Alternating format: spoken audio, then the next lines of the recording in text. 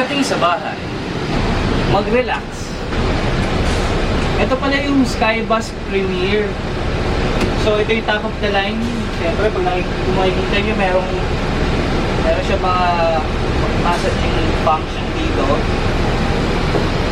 So makita ka. Tapos kung may laptop kayo, diba? Suwabe-suwabe. Kakain ka, panalo, diba? Ito yung burger dito. Fries, large drink.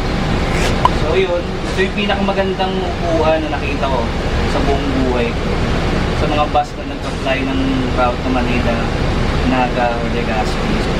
Yun lang, bago tayo umalis, sa munang paalala, magkape muna tayo.